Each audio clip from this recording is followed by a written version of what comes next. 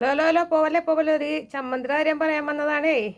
മുളക്, ഇഞ്ചി, ഒരു വെളുത്തുള്ളി, ആവശ്യത്തിന് ഉള്ളി, വേപ്പല, കടുക്, ഉപ്പ് ഇതൊക്കെ വേണം. ചമ്മന്തി ഒരലേല അടിച്ചിരുന്ന ചോലക്ക ഒരൾ ഉപയോഗിച്ച് ഇപ്പൊ നമുക്ക് ചെറിയ കല്ലിലൊന്ന് ചതച്ചെടുക്കാം.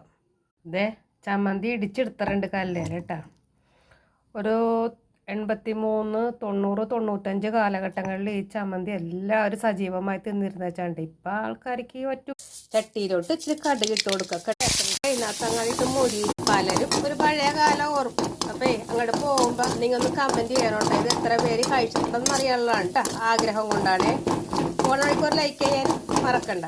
നന്നായി മൂത്തിട്ടുണ്ട്. തീ ഓഫ് ചെയ്തിട്ടുണ്ട്. നമുക്ക് ഒരു കുട്ടിക്കാലത്തെ തണുത്ത ചോറും തൈരും കല്ലുപ്പും ഈ ചമ്മന്തിയും കൂടി അങ്ങോട്ട് ഇടും. എന്നിട്ട് ഇതിങ്ങനെ മിക്സ് ചെയ്യും. ടിങ് ടിങ് കണ്ട. എന്നിട്ട് ഇതങ്ങാട് വാരി അങ്ങോട്ട് തിന്നും. അന്നുണ്ടല്ലേ ചോറ് ചുവന്നിരിക്കും.